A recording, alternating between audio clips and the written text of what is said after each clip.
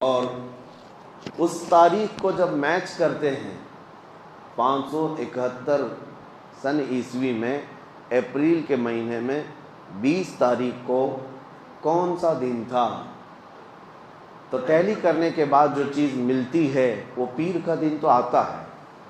تو بعض روایات میں 8 ربیع الاول میچ ہو رہی ہے، بعض روایات میں 12 ربیع الاول۔ تو بہرحال جو بھی ہو، لیکن ربیع الاول شریف کا مہینہ اس بات کا سب کا اتفاق ہے کہ ربیع الاول شریف کا مہینہ حضور پاک صلی اللہ علیہ وسلم کی ولادت کا مہینہ ہے۔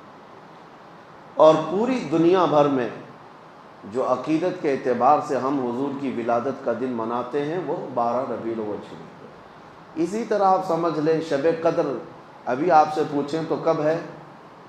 سارے مسلمان ساری مسجدوں میں شب قدر کب مناتے ہیں؟ 27 رمضان کو۔ لیکن کیا یہ ایگزیکٹ ہے؟ حضور پاک صلی اللہ علیہ وسلم نے فرمایا آخری عشرے کی طاق راتوں میں کوئی ایک رات ہوگی، 21، 23، 25، 27، 29، لیکن ہم نے 27 کو مضبوطی سے پکڑ رکھا ہے۔ کیوں؟ جمہور علماء نے کئی دلائل سے ثابت یہ کیا ہے کہ 27 ہی کو شب قدر ہو سکتی ہے، لیلۃ القدر کی، ان کا غالب گمان ہے، اور اکثر علماء کا اس بات پر اتفاق ہے۔ اور رب ذوالجلال کی سنت ہے کہ مومنین جس بات کو اچھا سمجھتے ہیں وہ اللہ کے نزدیک بھی اچھا ہوتا ہے۔ کثرت سے ایمان والے جس بات کو اچھا سمجھتے ہیں وہ اللہ کے نزدیک بھی اچھا ہوتا ہے۔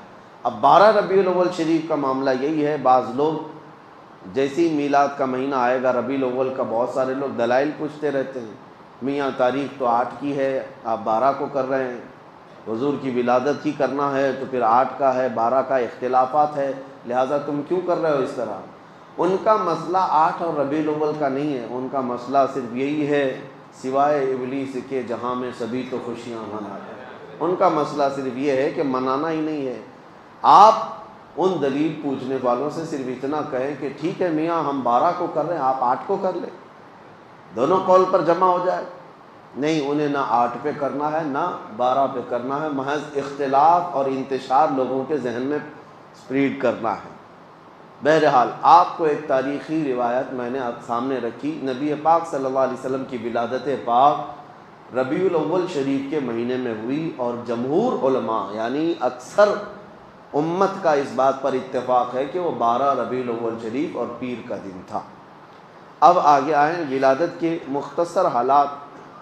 حضور پاک صلی اللہ تعالیٰ علیہ وسلم کی والدہ ماجدہ سیدہ بی بی آمنہ رضی اللہ تعالیٰ عنہا نے خود جو روایتیں بیان کی، ظاہر سی بات ہے ماں نے جو کہا ہو اپنے بچے کی ولادت کے لیے وہ سب سے معتبر قول ہے، سب سے مستند قول ہے۔ انہوں نے خود فرمایا کہ رجب کے مہینے میں حمل قرار پایا تھا، جمعہ کا دن تھا، نبی پاک صلی اللہ تعالیٰ علیہ وسلم کے حمل کو رجب کے مہینے میں قرار پایا، جمعہ کا دن تھا۔ یہ حضرت آمنہ رضی اللہ تعالیٰ عنہا کی روایات ہے، اور فرماتی حمل کے قرار پانے کے بعد کبھی بھی حضرت بی بی آمنہ فرماتی ہیں مجھے حمل کے جو درد ہوتے ہیں کبھی نہیں ہوئے، جو عام عورتوں کو ہوتے ہیں کہ کبھی پیر بوجھل ہو گئے، سر چکرانے لگ گیا، جسم بھاری ہونے لگ گیا، اس طرح کی کوئی تکلیف حضرت آمنہ فرماتی ہیں 9 مہینوں میں کبھی نہیں ہوئی۔ اور پلس اس پر مزید یہ کہ ہر مہینے حضرت بی بی آمنہ کہتی ہیں خواب میں کوئی نہ کوئی نبی آتے اور مجھے بشارت دے کر جاتے، کبھی حضرت موسیٰ علیہ السلام تشریف لائے، کبھی ابراہیم علیہ السلام تشریف لائے، اور پھر یہاں تک کہ سفر کا مہینہ ہوا تو جبرائیل امین علیہ السلام کی آوازیں انہوں نے سنی کہ کہہ رہے تھے کہ اے فرشتوں صف بستہ کھڑے ہو جاؤ، اللہ کا محبوب آنے والا ہے۔ حضرت بی بی آمنہ فرماتی ربیع الاول شریف کا مہینہ ہوا تو میرے گھر پر ہمیشہ کچھ گنگنانے کی آوازیں آتی، یہ وہ حوران جنت تھیں جو حضور پاک صلی اللہ علیہ وسلم کی آمد پر خوشیاں منا رہی تھیں۔ اور پھر حضرت بی بی آمنہ رضی اللہ تعالیٰ عنہ فرماتی ہیں ولادت کا دن تھا، یعنی 12 ربیع الاول شریف، اس سے ایک دن پہلے وہ کہتی ہیں اچانک میری پیشانی میں ایک درد سا ہوا، یعنی ایک جھٹکا سا ہوا، اور پھر ایک نور ظاہر ہوا، ایک روشنی نکلی، اور وہ روشنی اتنی تیز آگے بڑھتی گئی۔ حضرت آمنہ فرماتی میں مکہ میں بیٹھ کر کے ملک شام کے محلات دیکھ رہی تھی، عراق میں شہر بصرہ کو میں دیکھ رہی تھی، مکہ سے ملک شام اور بصرہ کوئی 100-200 کلومیٹر بھی نہیں، ہزاروں کلومیٹر دور ہے، اور حضرت آمنہ فرماتی ہے میں وہاں تک کے حالات کو اپنی آنکھوں سے مکہ میں بیٹھ کر دیکھ رہی تھی۔ تو حضور پاک صلی اللہ علیہ وسلم کی ولادت یہ عام ولادت نہیں تھی۔ اور پھر فرماتی ہیں کہ جب رات کا وقت گزرا اور صبح صادق سے پہلے میرے گھر میں 3 عورتیں آئیں اچانک۔ میں گھبرائی کہ مکہ کا محلہ اس وقت سنسان تھا، میرے گھر میں 3 عورتیں آئیں۔ میں نے ان سے پوچھا کہ آپ کون ہو؟ تو ان میں سے ایک خاتون نے کہا میں بی بی آسیہ ہوں، اور ایک نے کہا میں بی بی مریم ہوں، اور ایک نے کہا میں حوا ہوں۔ یہ 3 مقدس مائیں پوری کائنات کی جو سب سے زیادہ پاکیزہ خواتین میں شمار کی جاتی ہیں، اور وہ بشارت دیتی ہوئی آئیں کہ ہم تمہارے بیٹے کی دایا بن کر کے آئیں۔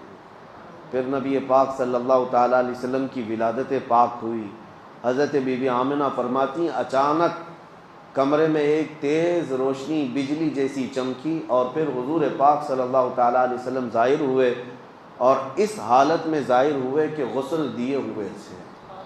کوئی دنیا میں بچہ اس طرح نہیں آتا، لیکن حضور پاک صلی اللہ علیہ وسلم غسل دیے ہوئے تھے، اور کسی نے حضور پاک کے جسم کو نہیں دیکھا۔ حضرت بی بی آمنہ فرماتی ہیں وہ سجدے کے عالم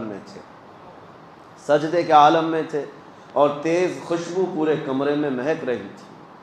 اور اس کے بعد حضرت بی بی آمنہ فرماتی ہیں میں نے اپنے بیٹے کے چہرے پر نظر ڈالی تو دیکھا سرما بھی لگایا ہوا ہے اور عطر میں بھی معطر ہے، اور اچانک پھر 3 لوگ میرے گھر کے اندر داخل ہوئے۔